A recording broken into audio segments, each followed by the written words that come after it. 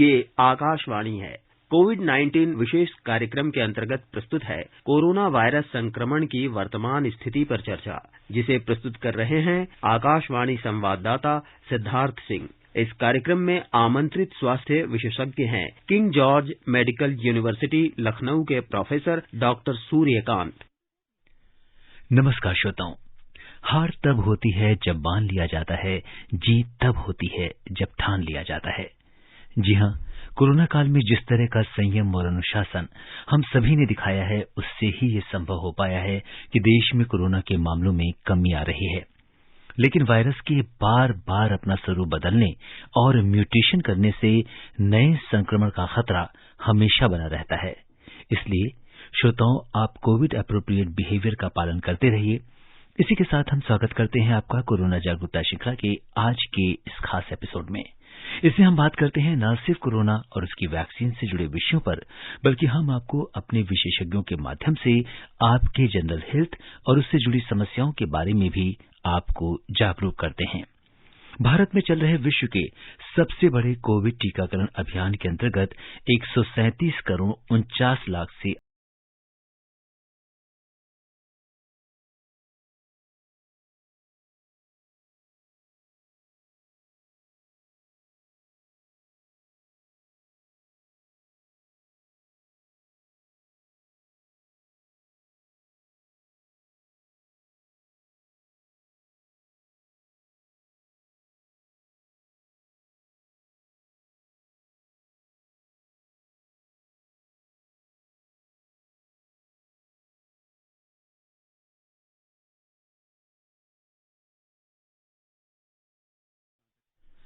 और श्रोताओं, कोरोना और आपके स्वास्थ्य से जुड़े तमाम सवालों का जवाब देने के लिए और इस पर चर्चा करने के लिए हमारे इस विशेष कार्यक्रम में हमारे साथ जुड़ चुके हैं King George Medical University Lucknow में डिपार्टमेंट ऑफ रेस्पिरेटरी मेडिसिन के प्रमुख professor doctor Suryakant. Doctor Suryakant Covid vaccination National Health Mission Uttar Pradesh के ब्रांड एम्बेसडर हैं। साथ ही आप इंडियन मेडिकल एसोसिएशन के IMA Academy of National Specialities के वाइस चेयरमैन भी हैं। इसके अलावा आप IMA Academy of Medical Specialities के नेशनल वाइस चेयरमैन भी हैं। डॉक्टर सूर्यकांत, नमस्कार। कार्यक्रम में आपका बहुत बहुत स्वागत और अभिनंदन करते हैं। जी सिद्धार्थ जी, बहुत बहुत नमस्कार, बहुत बहुत धन्यवाद। श्रोताओं, आप भी डॉक्टर सूर्यकांत से हमारे स्टूडियो के नंबर 011-2342-1230 और 011-2342-1764 पर कोरोना से जुड़े सवाल पूछ सकते हैं। और श्रोताओं, आज आपको स्टूडियो के इस नए नंबर पर फोन करना है और हम आगे बढ़ते हैं। डॉक्टर सूर्यकांत, सबसे पहले बात करते हैं कोरोना वायरस के नए स्ट्रेन ओमिक्रॉन की। इसे लेकर विश्व स्वास्थ्य संगठन यानी WHO ने कहा है कि कोरोना के ओमिक्रॉन वायरस के मामले हर तीसरे दिन दोगुने हो रहे हैं और ये जो इसकी रेट है या दर है, ये डेल्टा के मुकाबले काफी अधिक है। अब तक 89 देशों में ओमिक्रॉन संक्रमण के मामले सामने आ चुके हैं। आप इस पर क्या कहेंगे? देखिए, ओमिक्रॉन के बारे में हम दो बातें कहेंगे। एक, बहुत जो लोगों को गलतफहमी है, डर है, पैनिक है, वो एकदम निकाल दीजिए। अभी तक की जितने भी केसेस आए हैं, जितनी भी एपिडेमियोलॉजी है, उसके हिसाब से ये वायरस, ये बदला हुआ स्वरूप यानी कोविड वायरस का नया वेरिएंट घातक नहीं है। यानी इसकी जो मॉर्टेलिटी है वो ज्यादा नहीं है, इसकी जो विरुलेंस है वो बहुत ज्यादा नहीं है। हाँ, ये एक विशेषता दूसरी जरूर है, क्योंकि इसमें 50 से ज्यादा म्यूटेशंस हुए हैं, यानी बहुत भारी मात्रा में इसने अपने को परिवर्तित कर लिया है। तो एक से दूसरे, दूसरे से 4 गुना, 4 गुना से 8 गुना, यानी बहुत सारे लोगों में संक्रमित करने की जो पावर होती है, जिसको हम इन्फेक्टिविटी या संक्रामकता कहते हैं, वो जरूर इसमें बहुत ज्यादा है। तो अब संक्रामकता से हम कैसे बच सकते हैं? संक्रामकता से बचने का एक ही तरीका है, वो है कोविड एप्रोप्रिएट बिहेवियर। जब तक हम कोविड एप्रोप्रिएट बिहेवियर अपनाते रहेंगे, कोई कारण नहीं है कि कोविड-19 एक नहीं, दो नहीं, 20 रूप बदल ले, लेकिन ये हमारे फेफड़ों में प्रवेश नहीं कर पाएगा। तो ये जो कोविड एप्रोप्रिएट बिहेवियर है, ये हमें बिल्कुल त्यागना नहीं है। और अक्सर 3 बातें लोग कोविड एप्रोप्रिएट बिहेवियर में समझते हैं। डॉक्टर सूर्यकांत 5 बातें कहते हैं। लोग कहते हैं कि 2 गज दूरी के बना के रखिए, हाथ धोते रहिए और मास्क लगाते रहिए, लेकिन इसके साथ साथ बहुत जरूरी है कि आप जब मिलें तो नमस्ते करें, ना कि हाथ मिलाएं। हाथ मिलाने से हाथ नहीं मिलते हैं, एक के वायरस दूसरे में चले जाते हैं और दूसरे के वायरस पहले में चले जाते हैं। तो हाथ मिलाना एक बहुत बड़ा सोर्स है, वो है वायरस के ट्रांसमिशन का, हमें बिल्कुल नहीं करना है। और सबसे बड़ी बात यह है कि हमें भीड़ वाली जगहों से बचना है जी। बिना वजह के हमें घर से नहीं निकलना है। तो ये एक लोग कहते हैं कि साहब वैक्सीन ये 80% काम करती है, 90% काम करती है। मैं तो कहता हूं कि भाई ये वैक्सीन जो सोशल वैक्सीन है यानी कोविड एप्रोप्रिएट बिहेवियर है, इसकी गारंटी तो 100% है। तो 100% को आप क्यों भूल जाते हैं? वैक्सीन भी लगवाइए और कोविड एप्रोप्रिएट बिहेवियर भी रहिए। आप चिंता मत करिए, कोई भी ओमिक्रॉन आ जाए या कोई भी वेरिएंट आ जाए, आप बिल्कुल निश्चिंत रहिए, बचे रहेंगे। जी बिल्कुल। और डॉक्टर सूर्यकांत, जैसा कि आपने बोला कि हाथ नहीं मिलाना है बल्कि दिल मिलाना है एक दूसरे से और इस वायरस के संक्रमण से बचे रहना है। और इस बीच हमारे पहले कॉलर आज के जुड़ गए हैं गुरुग्राम से सुभाष जी, इनका सवाल ले लेते हैं। हेलो सुभाष जी, नमस्कार।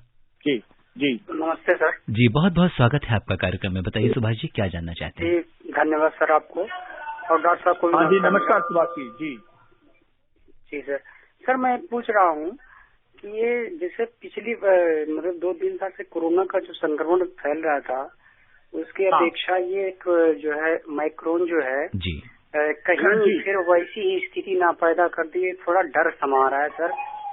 देखिए सुभाष जी, बिल्कुल मैं आपका प्रश्न समझ गया। सुभाष जी, डरने की जरूरत नहीं है, बचने की क्योंकि सर आपने अभी बताया है, सुना हूँ कि ज्यादा डरने की जरूरत नहीं है, लेकिन फिलहाल जैसा मतलब जैसा उत्पन्न कर रहा है खतरा, तो इसके बारे में थोड़ा मैं सचेत करने के लिए और क्या करेंगे सर? धन्यवाद सर। बिल्कुल बिल्कुल, लोगों को सचेत करिए कि देखिए भाई, कोई ओमिक्रॉन हो या कोई क्रॉन हो, एक परिवर्तित रूप आया है कोरोना का, 4 पहले और परिवर्तित रूप आ चुके हैं। तो घबराने की जरूरत नहीं है, पैनिक होने की जरूरत नहीं है, लेकिन बचने के हमारे पास इतने बहुत सारे तरीके हैं। जैसे किसी ने अभी कोविड की वैक्सीन नहीं लगवाई है तो पहली वैक्सीन तुरंत लगवा लें, पहली लगवा ली है, दूसरी डोज नहीं लगवाई है तो दूसरी डोज भी लगवा लें जी। अब ये वैक्सीन से क्या फायदा, मैं आपको बता दूं। वैक्सीन से ये फायदा है, वैक्सीन से 2 बड़े फायदे होते हैं जी। एक तो ये जान लीजिए कि वैक्सीन से मॉर्टेलिटी की तरफ आप नहीं जाते हैं, यानी इतनी गंभीर बीमारी नहीं होगी जो आपको मृत्यु की ओर ले जाए। नंबर 1 फायदा जी। नंबर 2 फायदा क्या होता है कि जो संक्रमण होता है वो साधारण होता है, गंभीर संक्रमण नहीं होता है। यानी आप मृत्यु से बच गए, वेंटिलेटर से बच गए, आईसीयू से बच गए, अस्पताल में भर्ती होने से बच गए, ऑक्सीजन से बच गए, नेबुलाइजर से बच गए, इंजेक्शन से बच गए, महंगी दवा, महंगा अस्पताल, सब चीजों से बच गए। इतने बड़े फायदे हैं वैक्सीन से, तो वैक्सीन जरूर लगवाते रहिए। और हाँ, एक शरीर में बता दूं कि वैक्सीन लगने के बाद कोई आपके सांस मार्ग यानी नाक पे अलीगढ़ का ताला नहीं लग जाता। अलीगढ़ का ताला मैं इसलिए कह रहा हूं कि हमारे उत्तर प्रदेश में अलीगढ़ का ताला वाला मशहूर है, बहुत मजबूत माना जाता है जी। तो वैक्सीन लगवाने के बाद भी आपको कोविड एप्रोप्रिएट बिहेवियर को अपनाना है, यानी मिलने पे नमस्ते करना है, भीड़ से बचना है, हाथ धोते रहना है, 2 गज की दूरी बना के रखना है और घर से बाहर निकलते ही मास्क लगा लेना है। मास्क तो दोस्तों देखिए, एक मास्क और 1000 फायदे। मैं कहता हूं मास्क से सिर्फ कोरोना ही नहीं बचता, सिर्फ ओमिक्रॉन ही नहीं बचता, उससे टीबी जैसी भयानक बीमारी भी बचती है, निमोनिया जैसी घातक बीमारी भी बचती है, उससे परोक्ष धूम्रपान, जो लोग सिगरेट पी के धुआं फैला रहे हैं उसका नुकसान से भी आप बचते हैं, उससे इन्फ्लुएंजा जैसे इन्फेक्शन से भी बचते हैं, बहुत सारे संक्रमणों से आप बचते हैं, वायु प्रदूषण से आप बचते हैं। तो इतने सब फायदे मास्क हैं। मास्क को मैं कहता हूं उसी तरह निकलिए जैसे घर से आप बाहर निकलते हैं तो चश्मा लगाते हैं, मोबाइल जेब में रखते हैं, रुमाल रखते हैं, पर्स रखते हैं, और अगर आप 2 व्हीलर से जा रहे हैं तो अपना हेलमेट लेते हैं। ये सब चीजें आप घर से बाहर निकलने पर लेते हैं कि नहीं लेते हैं? बिल्कुल लेते हैं। तो उसी तरह 3-4 ठो मास्क रखिए और अपनी जेब में डाल लीजिए, पड़े रहेंगे। गाड़ी में जा रहे हैं तो गाड़ी में रख लीजिए, गाड़ी में आप पानी की बोतल रखते हैं और दूसरी चीजें एक्सेसरी में रखते हैं तो उसमें एक थैली में मास्क भी रख लीजिए, आपकी गाड़ी में पड़े रहेंगे, क्या दिक्कत है? जब किसी के पास ना हो आप उसको, और अब तो मास्क गली गली में सड़क पे बिकते भी हैं। आपको कहीं मान लीजिए भूल गए हैं तो आपको 10-10 रुपए में मास्क मिलते हुए बड़े आसानी से मिल जाएंगे, तो आपको आप और इस पर भी अगर हम देखें तो डॉक्टर सूर्यकांत, मास्क को लेकर लोगों ने बड़े बड़े इनोवेशंस किए हैं, बड़े बड़े डिजाइन तैयार किए हैं, और अब तो कपड़ों के साथ एक एडिशनल मास्क भी, सूट के साथ मास्क आने लगा है। तो कहीं ना कहीं आपकी उन चीजों का भी, आपके स्टाइल का, आपके फैशन का भी लोग, हमारे जो डिजाइनर्स हैं, वो ध्यान रख रहे हैं। और यहाँ पे सबसे बड़ी चीज ये होती है डॉक्टर सूर्यकांत, एक शायद एक मानसिक, एक जिसे मेंटल स्टेट कह सकते हैं, कि जब भी हम किसी चीज को बहुत ज्यादा क्रिटिसाइज करते हैं तो अपने आप उससे हमें परेशानी होने लगती है। लेकिन जब हम उसे अपना लेते हैं, जैसा कि आपने कहा कि उसे अपना, जब हम जैसे मास्क की अगर हम बात करें और हम इसे अपना लेते हैं और ये लगता है कि ये हमारा दोस्त है और इससे हमें किसी तरह का नुकसान नहीं होता, ये हमारे फायदे के लिए है, ये हमारी खुद की चीज है और ये हमारी अपनी जिम्मेदारी है, तो ऐसे में ये बड़ी बात होती है कि मास्क को हम अगर पॉपुलर करेंगे, उसे ज्यादा फायदे में रखेंगे, उसकी बुराई नहीं करेंगे, तो शायद उतनी परेशानी भी नहीं होगी। क्या कहेंगे आप? जी, बिल्कुल ठीक कह रहे हैं। मैं बताऊं, मैं बचपन में जब था जी, तो एक आध बच्चे को जल्दी चश्मा लग जाता था, और हमें याद है, हम सब लोग, मैं भी शामिल था उसमें, में, तो उसको कहते थे, वाह चश्मू आ गया, चश्मू कह के उसको थोड़ा चिढ़ाते थे। अब आज देखिए, फैशन के चश्मे आ गए, डिजाइनर के चश्मे आ गए, हजार लाखों के चश्मे मिलते हैं, और चश्मा जिनको नजर कमजोर है वो भी लगाते हैं, जिनकी नहीं नजर कमजोर है वो धूप का लगाते हैं, और वो इसकी स्टाइल बन गया। तो अब धीरे धीरे जब कोई बदलाव आता है तो उसमें थोड़ा समय लगता है। एक जमाना था, ओ भाई, अरे लड़की दिखानी है तो चश्मा मत लगाना, लड़के वाले पसंद नहीं करेंगे चश्मा, ये इस तरह के सोशल टैबू हुआ करते थे जी। तो चश्मे ने भी 50 साल में, देखिए 40-45 साल में अपनी एक यात्रा पूरी कर ली, और चश्मा जो है वो एक फेवरेट चीज बन गया। मास्क भी उसी दौर से गुजर रहा है सिद्धार्थ जी, और मुझे ऐसा लगता है कि मास्क भी अपनी यात्रा तय करेगा, और मास्क के जब इतने फायदे नजर आएंगे तो मेरे ख्याल से मास्क उसी तरह पॉपुलर हो जाएगा जिस तरह चश्मा पॉपुलर हो गया, या और दूसरी चीजें पॉपुलर हो गई, या जितनी जरूरी हमारे लिए हेलमेट हो गया है। जो 2 व्हीलर से चलते हैं वो हेलमेट हमेशा लगा के रखते हैं, वो जीवन की सुरक्षा के लिए है, तो ये भी जीवन की सुरक्षा के लिए है। मास्क हमको लगता है उसी तरह पॉपुलर होने वाला है।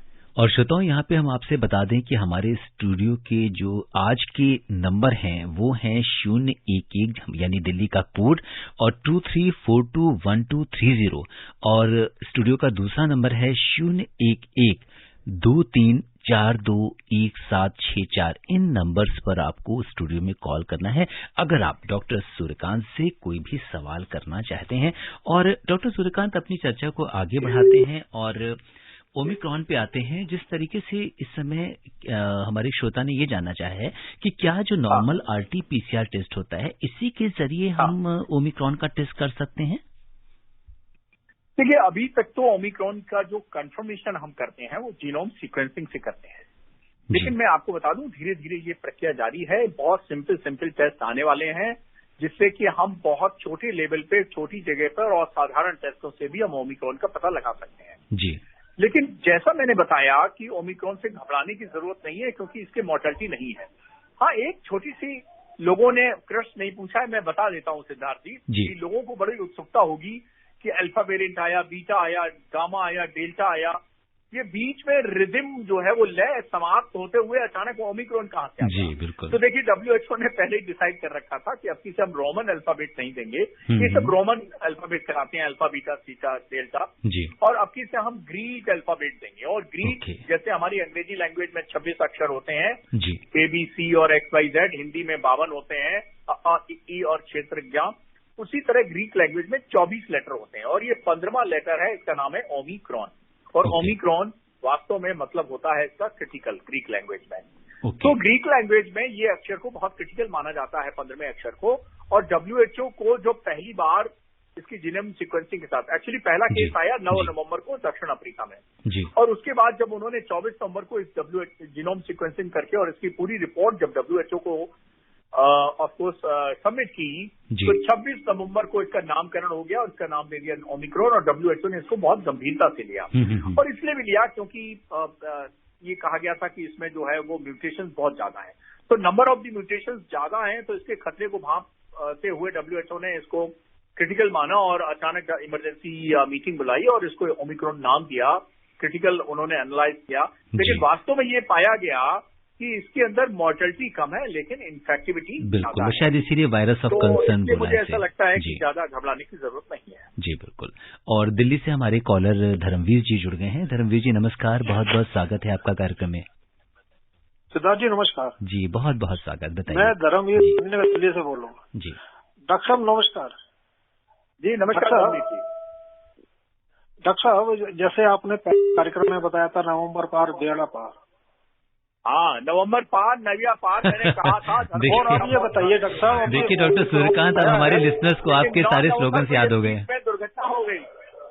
जी डॉक्टर साहब, जो आपने पहले बताया था वो तो सावधानी लोगों ने बरती और उसका पालन भी किया। अब आप नया सूत्र दीजिए जो आपके श्रोता जो सुनने वाले हैं इसके लिए क्या आगे और क्या अच्छे से अच्छा तरीके से करें। और डॉक्टर साहब एक चीज मैं ये पूछना चाहता हूँ, जो हमारे में जिज्ञासा है, भ्रम भी है। पहले हम एक इंजेक्शन लगाते थे, दूसरा इंजेक्शन लगाने जाते थे, डॉक्टर बोलते थे बूस्टर डोज नेक्स्ट मंथ में लगेगी। तो आप जो दूसरी डोज लगाने के बाद भी कह रहे हैं ये तीसरी जो डोज है वो बूस्टर है, ये कंफ्यूजन कैसा है? कौन सा इंजेक्शन की बात कर रहे हैं? जी डॉक्टर साहब, ये बूस्टर डोज के बारे में जानना चाह रहे हैं। अच्छा बूस्टर, नहीं देखिए हमारे देश में अभी मैं आपको बताऊं, एक तो बच्चों की वैक्सीन आने वाली है, अभी बच्चों का टीकाकरण नहीं हुआ है, और अभी भी हमारे देश में बहुत से ऐसे लोग हैं जिन्होंने पहली लगवाई दूसरी डोज नहीं लगवाई है। मेरा सबसे पहले तो लोगों से निवेदन है कि भाई जिन्होंने नहीं वैक्सीन लगवाई है कोरोना की वो वैक्सीन लगवा लें, पहली डोज। जिन्होंने पहली लगवा ली है वो दूसरी डोज लगवा लें। और जो बच्चे हैं एक्चुअली 18 साल से नीचे वाले, उनकी संख्या करीब 44 करोड़ है इस देश में, बहुत बड़ी संख्या है जी। 44 करोड़ बहुत बड़ी संख्या होती है, मतलब पूरी आप समझिए कि 1/3 जनसंख्या हमारी जो है वो बच्चों की ही है जी। तो इनके लिए भी वैक्सीन आ गई है, 2 वैक्सीन अप्रूव हो गई है, बहुत जल्दी ये वैक्सीन आने वाली है। तो जब तक हम प्राइमरी वैक्सीनेशन पूरा नहीं कर लेते हैं तब तक हमें बूस्टर डोज का फिलहाल अभी सोचना नहीं है। और जो हमारी भारत सरकार की जो कमेटी बनी हुई है टीकाकरण कोविड के लिए, उसने भी अभी कोई ऐसा रिकमेंडेशन नहीं दिया है कि आपको बूस्टर डोज की जरूरत है। हाँ एक चीज मैंने जरूर बता दूं, जो आपने शुरू में पूछा कि हाँ जी हाँ मैंने वीडियो जारी किया था नवंबर पार तो नैया पार, लेकिन ऐसा हो न सका क्योंकि जैसा मैंने बताया 9 नवंबर को ही साउथ अफ्रीका में ये वेरिएंट आ गया और इसने पूरे दुनिया में कहर मचा रखा है। अभी जैसा सिद्धार्थ जी ने बताया कि 89 देश में ये बराबर तेजी से फैल रहा है, लेकिन बस अच्छी बात यह है कि लोगों को ये मार नहीं रहा है, लोगों को अस्पताल नहीं पहुंचा रहा है, गंभीर बीमारी नहीं हो रही है। तो इसलिए गंभीर बीमारी का जो जिम्मेदार वायरस था उसका नाम था डेल्टा। वो डेल्टा बहुत खतरनाक था और उसके कारण बहुत मौतें हुई देश में भी दुनिया में भी। और ये मुझे ऐसा लगता है, मैं इसमें एक संभावना देखता हूँ सिद्धार्थ जी, मेरा व्यक्तिगत विचार है, इसको अन्यथा न लिया जाए, मैं तो संभावना देखता हूँ और मैं कहता हूँ कि पूरी दुनिया से ये डेल्टा चला जाए और पूरा पूरा ओमिक्रॉन से रिप्लेस हो जाए। तो क्या होगा, एक जो घातक वायरस का स्वरूप है, वेरिएंट है, वो समाप्त हो जाएगा। दुनिया में जो मौतें हो रही थी वो रुक जाएंगी, लेकिन हाँ संख्या तो नंबर है वो बढ़ सकती है, ये हम मान सकते हैं कि इससे नंबर तो बढ़ सकता है लेकिन मॉर्टेलिटी नहीं बढ़ने वाली है। ये बहुत इंपॉर्टेंट बात आपने शेयर की है। और डॉक्टर सूर्यकांत, अगर हम देखें तो क्या हम ये कह सकते हैं या ऐसा देखने में आता है, कई बार ऐसी चर्चा हो रही है कि वायरस जैसे एक पीक पे आने के बाद धीरे धीरे उसके अंदर म्यूटेशंस होते हुए वो कमजोर पड़ने लगता है। जैसे हम तूफान में देखते हैं कि तूफान अपने पीक पे जाता है, धीरे धीरे जाके वो समाप्त हो जाता है और वो खत्म हो जाता है या बहुत वीक पड़ जाता है। तो क्या हम ये कहें माने कि कोविड का जो वायरस है वो धीरे धीरे अपने पीक पे गया और अब लोगों के अंदर उतनी शायद उनकी जो इम्यूनिटी है वो बढ़ गई? सिद्धार्थ जी, 2 चीजें हो रही है। एक तो पूरी दुनिया में टीकाकरण बहुत तेजी से चल रहा है, ये हमारा देश उसमें बाजी मार चुका है जी, बहुत आगे, fastest and largest Covid vaccination programme हमने देश में चलाया है। तो एक तो ये हो रहा है कि पूरी दुनिया में टीकाकरण हो रहा है तो एक हर्ड इम्यूनिटी डेवलप हो रही है, एक फैक्टर। दूसरा, इन्फेक्शन भी बहुत ज्यादा हो चुका है तो नेचुरल जो इम्यूनिटी पैदा हो रही है वो भी काफी दुनिया में हो चुकी है, दूसरा फैक्टर। और तीसरा फैक्टर जो आपने बिल्कुल ठीक कहा कि वायरस जैसे जैसे रूप बदलता है, रूप तो बदलता है लेकिन धीरे धीरे कमजोर पड़ता है, तो ऐसा ही हो रहा है, वायरस कमजोर पड़ रहा है। हाँ अभी संक्रामकता उसकी बनी हुई है लेकिन मारक क्षमता उसकी कम हो चुकी है और ये दुनिया के लिए, मानवता के लिए बहुत अच्छी खबर है। जी, और हमारे सहयोगी नरेश हमें बता रहे हैं कि एक हमारे पास मेल आया जिसमें सवाल पूछा गया है कि क्या ओमिक्रॉन से घरेलू इलाज भी संभव है? ओमिक्रॉन का कोई घरेलू इलाज है कि जिससे वो कर लें और वायरस से बचे रहें? देखिए, अब तो ये घरेलू इलाज ही हो गया है कि सब लोग अपने घर में पल्स ऑक्सीमीटर रखने लगे हैं। मैंने जब से कहा कि लोगों के पास गाड़ी हो न हो, फ्रिज हो न हो, कार हो न हो, टीवी हो न हो, लेकिन पल्स ऑक्सीमीटर जरूर हो, तो एक तो घरेलू एक पल्स ऑक्सीमीटर एक जो मतलब मेडिकल इक्विपमेंट हुआ करता था वो घरेलू हो गया है जी। दूसरा मास्क एक घरेलू इक्विपमेंट हो गया है, थर्मामीटर एक घरेलू हो गया है। तो घरेलू मैं देखता हूँ घर घर में इतने ज्यादा हेल्थ अवेयरनेस कोविड के कारण 2 साल में हो गई है जी। और जैसे लोग स्टीम लेने लगे हैं। मेरा अभी भी मानना है कि अगर आप ओमिक्रॉन या किसी भी वेरिएंट से बचना चाहते हैं और भीड़ भाड़ इलाके से आए हैं तो आप लौट के भाप लेना जी। ये भी बहुत अच्छा घरेलू उपचार है, बहुत अच्छा काम करता है। तो मास्क हो गया, शारीरिक दूरी हो गई, हाथ धोना हो गया, जूते चप्पल घर से बाहर उतारना हो गया, अच्छी न्यूट्रिशियस डाइट लेना। अब देखिए ऐसा है कि इम्यूनिटी 2 साल से पहले बहुत ज्यादा पॉपुलर नहीं था परिवार में, अब लोग इम्यूनिटी जानने लगे हैं, लोग सब्जियां खाने, हरी सब्जियां खाने लगे हैं, फल खाने लगे हैं, ड्राई फ्रूट्स खाने लगे हैं, तो थोड़ा सा हेल्थ कॉन्शियस हो गए हैं। तो ये घरेलू चीजें हैं, सब काढ़ा पीने लगे हैं, बहुत सारी चीजें हैं जो घरेलू लोग करने लगे हैं। और मैं आपको बता दूं कि अभी जो वायरस है वो बचते रहे हम घरेलू उपायों से, यही बढ़िया है। और इम्यूनिटी अपने घरेलू उपायों से बढ़ाते रहे हम अपनी, ये बहुत बढ़िया है। एक नारा भी मैंने दिया, एक स्लोगन भी दिया, एक कैंपेन भी मैंने चलाई हुई है कि make your child vegetable child not a burger child. इसका मतलब ये है कि अगर बच्चे को इम्यून बनाना है तो उसको वेजिटेबल चाइल्ड बनाइए, फल और सब्जियां दीजिए, ना कि उसको बर्गर यानी सिंबॉलिक हमने लिया है फास्ट फूड का। तो हमने कहा है कि make the vegetable child not the burger child. तो vegetable child versus burger child की एक डिबेट सोसाइटी में शुरू हो गई है कि भाई डॉक्टर सूर्यकांत ये क्यों कहते हैं कि वेजिटेबल चाइल्ड बनिए ना कि बर्गर चाइल्ड बनिए अगर आपको इम्यूनिटी पैदा करनी है अपने बच्चों में। और आगे चल के देखिए आज कोरोना आया है, कल कोई दूसरा रोना आ सकता है। और ये हमारी जो बच्चे हैं, मैंने कहा ना 18 साल से कम उम्र के 44 करोड़ इस देश में लोग रहते हैं, बहुत बड़ी संख्या है, पूरा 1/3 पॉपुलेशन ऑफ इंडिया है। और इस 1/3 पॉपुलेशन यही आगे चल के एडल्ट बनेगी, ये भारत के कर्णधार हैं। और इनकी अगर इम्यूनिटी नहीं होगी तो आज कोरोना आया है, कल कोई दूसरा रोना आ सकता है। तो हमारा सबका मानना है कि मूवमेंट चलाएं कि इन सब लोगों की, बच्चों की इम्यूनिटी खासतौर पर बढ़े। घरेलू उपायों में हरी सब्जियां खिलाते रहिए, फल खिलाते रहिए, काढ़ा भी कभी कभी ले सकते हैं, एक्सरसाइज जरूर करें, प्राणायाम जरूर करें, योग जरूर करें। ये सब घरेलू उपाय हैं। और मास्क लगाने का अभ्यास डालें, हाथ धोने की आदत डालें, देखिए, और जूते चप्पल घर में बाहर निकालने की आदत डालें, नमस्ते करने की आदत डालें। ये सब घरेलू ही उपाय हैं। जी बिल्कुल। ये हमारी भारतीय संस्कृति में पहले से चले आ रहे थे, लेकिन पिछले 40-50 वर्षों से हम भूल गए थे। कोरोना के माने हमें सब याद हो गए हैं और हम आगे याद रखें। बिल्कुल, अपनी संस्कृति से जुड़े रहें।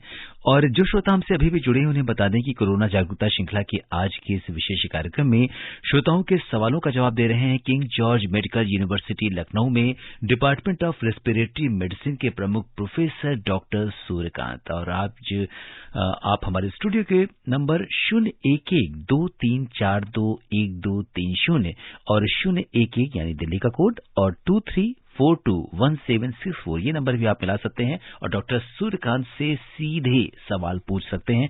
और हमारे कॉलर हैं दिल्ली से केशव जी। हेलो जी केशव जी, आपको हमारी आवाज आ रही है? सर नमस्ते जी, बहुत बहुत नमस्कार, स्वागत है आपका कार्यक्रम में, बताइए। सर मेरा सवाल ये है, सर जैसे मंदिर के पास भिखारी होते हैं उनका तो सर आधार कार्ड नहीं होता, तो उनको इंजेक्शन कैसे लगेगा? अच्छा, जिन लोगों के पास आधार कार्ड नहीं है उन्हें कैसे टीका लगेगा? देखिए ऐसा है कि एक आधार कार्ड ही, कोई भी आईडी प्रूफ हो उसके लिए कोई जरूरी नहीं है आपके पास आधार कार्ड हो। और हमारे देश में लोग जागरूक हैं, वोटर आईडी सबके पास है, वोटर आईडी बनवा रखी है, किसी ने अपना ड्राइविंग लाइसेंस बनवा रखा है, किसी के पास राशन कार्ड है। हमारे देश में गरीबों के लिए खासतौर पर BPL, below poverty line card यानी राशन कार्ड भी होते हैं। तो कोई भी एक पहचान पत्र हो उससे काम चल जाता है, सिर्फ आधार कार्ड नहीं हो। आधार कार्ड भी तो मैं आपको बता दूं अब इतना बड़ा आंदोलन बन चुका है, जन आंदोलन बन चुका है आधार कार्ड। यूनिसेफ से लेके और सब लोग यूनाइटेड नेशंस में सबने इस आधार कार्ड मूवमेंट की प्रशंसा की है जो हमारे देश में चला है। और काफी कुछ लोगों के पास है, लेकिन कोई भी पहचान पत्र हो, चाहे आपका वो वोट का हो यानी मतदान का हो पहचान पत्र, या फिर ड्राइविंग लाइसेंस हो, या फिर राशन कार्ड हो, कोई भी आप पहचान पत्र दिखा के आप वैक्सीनेशन करवा सकते हैं। जी। और डॉक्टर सूर्यकांत, हमारे एक श्रोता ने मेल पर ये जानना चाहा है कि उन्हें चूंकि ओमिक्रॉन का इस समय खतरा सामने है, उन्हें यात्रा करनी है, तो ऐसे में क्या कुछ विशेष सावधानी बरतनी होगी? जी हाँ, बिल्कुल बरतें। मैं कहूंगा कि यात्रा के समय सावधानी ये बरतें कि इस जेब में पेपर सोप जरूर रखें। अब अक्सर देखा पर्स रखते हैं, रुमाल रखते हैं, तो अपने जब आप यात्रा का सामान लगाएं तो उसमें कम से कम 8-10 मास्क जरूर रख लें, एक जो है वो सैनिटाइजर रख लें, और एक पेपर सोप जेब में पर्स में जरूर रख लें। पेपर सोप क्या होता है, कई बार जब आपको लगता है कि अरे भाई मैंने तो कई चीजों को छू लिया और पानी तो है लेकिन साबुन नहीं है और सैनिटाइजर नहीं है, तो आप पेपर सोप से भी हाथ धो सकते हैं। तो ये छोटी छोटी सावधानी है जो आपको रहेंगी। और जहां पे भीड़ है वहां बिल्कुल मत जाएं, और लोगों से मिलें तो दूर, इसके पहले कि आदमी हाथ धुलाए दूर से नमस्कार कर लीजिए। एक ग्रीटिंग हो गई ना नमस्ते की, तो आदमी कहेगा अच्छा भाई नमस्ते कर रहे हैं, तो लाओ कुछ नमस्ते कर दो, आप नमस्ते। आप देखिए 2 गज की दूरी से जैसे इसलिए दिखता है वहीं से हाथ जोड़ लीजिए। हाथ वैसे भी नमस्ते जो किया जाता है अभिवादन, वो बिल्कुल पास में आके नहीं किया जाता है, जैसे ये सामने व्यक्ति दिखा तो नमस्ते किया जाता है अभिवादन। तो 2 गज की दूरी से पहले ही उसको जो है नमस्ते कर लीजिए। तो हाथ मिलाने से बचें, नमस्ते करते रहें, हाथ धोते रहें। और जैसे मैंने कहा कि पर्स में रुपयों पैसों के अलावा आप क्रेडिट कार्ड रखते हैं, अपना आईडी प्रूफ एक रखते हैं, उसी तरह एक पेपर सोप भी रख लीजिए। ये भी एक अच्छी आदत है। लेडीज महिलाएं भी अपने पर्स में रख सकती हैं पेपर सोप। तो ये पेपर सोप रख लीजिए, जहां पानी मिले वहां आप हाथ धो सकते हैं। तो हाथ धोने की अच्छी आदत डालिए, नमस्ते करने की अच्छी आदत डालिए, भीड़ में न जाने की एक और सामाजिक दूरी बनाने की, उसकी शारीरिक दूरी बनाने की ये आदत डालिए। तो ये सब चीजें हैं। और एक जरूर काम करिए कि एक अब से छोटी मोटी दवाओं का जो एक पैकेट होता है ना वो बना लीजिए, उसमें सबसे काम आएगी आपकी पैरासिटामोल। कहीं भी बुखार आ जाता है तो फिर लोग ढूंढते हैं पैरासिटामोल, आधी रात को बुखार आ गया, मान लो होटल में रुके हैं आप, तो पैरासिटामोल जो है वो रहनी चाहिए कम से कम आपके पर्स में, या मतलब उसमें जो आपके सूटकेस बनाया है आपने, बैग बनाया है जी। तो कम से कम एक इमरजेंसी दवा बुखार की, क्योंकि सबसे पहले अगर कोई भी मान लीजिए बीमारी होगी तो उसकी सबसे गंभीर मैनिफेस्टेशन जो आता है वो फीवर का ही आता है जी। तो एक सिंपल पैरासिटामोल आपके पास होनी चाहिए। मान लीजिए आप होटल में रुके हैं या ट्रेन में जा रहे हैं और अचानक बुखार आ गया, अब आप कम से कम पैरासिटामोल आपके पास जरूर होनी चाहिए जी। और इस बीच डॉक्टर सूर्यकांत, मुन्ना कुमार जी का सवाल लेते हैं, उत्तर प्रदेश से जुड़ गए हैं हमारे साथ कार्यक्रम में। जी जी जी। हेलो, हाँ जी मुन्ना कुमार जी। जी सिद्धार्थ जी नमस्कार। जी बहुत बहुत नमस्कार जी। डॉक्टर साहब को मेरा नमस्कार जी। नमस्कार जी, सवाल पूछें। सर जी हम जानना ये चाहते हैं कि जैसे कि हम फेरी वाले हैं जी, हम अगरबत्ती धूपबत्ती घूम के बेचते हैं, तो कई बार हम मास्क लगाते हैं सर जी, तो क्या बोलता है कि हमें बोलने में बड़ी परेशानी होता है, तो ऐसा कौन सा मास्क लगाएं कि हमें मतलब उससे घबराहट भी ना हो। बहुत अच्छा प्रश्न पूछा आपने। मैं आपको बताऊं कि आपके पास तो अगर गमछा है तो गमछे से अच्छा कोई मास्क होता ही नहीं। गमछा लीजिए, उसको दोहरा तेहरा चौड़ा जितना आप मजबूत बना लेंगे उससे आप नाक मुंह ढक लीजिए, तो उससे अच्छा तो मास्क होता ही नहीं है। और वैसे भी ये जो ज्यादा महंगे मास्क हैं उनका इस्तेमाल मत करिए। आप कॉटन के मास्क का करिए, या जो सर्जिकल ट्राई लेयर्ड मास्क आता है वो इस्तेमाल करिए। जितना महंगा आप सोचिए, जो 4-5 हजार के मास्क आते हैं, सबसे ज्यादा दिक्कत उन्हीं से होती है। तो सस्ता मास्क लेकिन सुरक्षित मास्क इस्तेमाल करिए। और मैंने कहा कि आप गमछा भी इस्तेमाल कर सकते हैं, रूमाल को दोहरा करके वो भी आप बांध सकते हैं। आपने तो देखा होगा कई बार प्रधानमंत्री जी गमछा बांध के आते हैं भाषण देने के लिए, उद्बोधन करने के लिए। तो आप जो है वो महंगे मास्क से बचिए, सस्ता मास्क लगाइए और सर्जिकल जो ट्रिपल लेयर मास्क होता है वो इस्तेमाल कर सकते हैं जी बिल्कुल। और डॉक्टर सूर्यकांत अब जी बहुत संक्षिप्त में, आपका बोलते हुए या धूप के कारण या उमस के कारण अगर गीला हो गया है मास्क तो उसको बदल देना जी बिल्कुल। और डॉक्टर सूर्यकांत अब समय इजाजत नहीं दे रहा कि हम इस चर्चा को आगे बढ़ाएं। आप कोविड-19 के इस विशेष कार्यक्रम से जुड़े, आपने श्रोताओं के प्रश्नों का उत्तर दिया, हमसे चर्चा की, आपका बहुत बहुत धन्यवाद और आभार। धन्यवाद सिद्धार्थ जी, और आपके सभी श्रोताओं को मेरा नमस्कार। श्रोताओं, आप स्वस्थ और खुशहाल रहें, इसी कामना के साथ दीजिए मुझे अनुमति। नमस्कार। कोविड-19 विशेष कार्यक्रम के अंतर्गत अभी आप सुन रहे थे कोरोना वायरस संक्रमण की वर्तमान स्थिति पर चर्चा, जिसे प्रस्तुत कर रहे थे आकाशवाणी संवाददाता सिद्धार्थ सिंह। इस कार्यक्रम में आमंत्रित स्वास्थ्य विशेषज्ञ थे king George Medical University Lucknow के प्रोफेसर डॉक्टर सूर्यकांत। ये कार्यक्रम आकाशवाणी के समाचार सेवा प्रभाग द्वारा प्रस्तुत किया गया। इसे आप हमारे mobile app News on AIR और YouTube channel News on AIR official पर भी सुन सकते हैं। इस कार्यक्रम के संबंध में अपनी प्रतिक्रिया आप हमें ईमेल कर सकते हैं। पता है airnsdtalks@gmail.com। ये कार्यक्रम फिर से सुनने के लिए लॉग ऑन करें हमारी वेबसाइट newsonair.nic.in।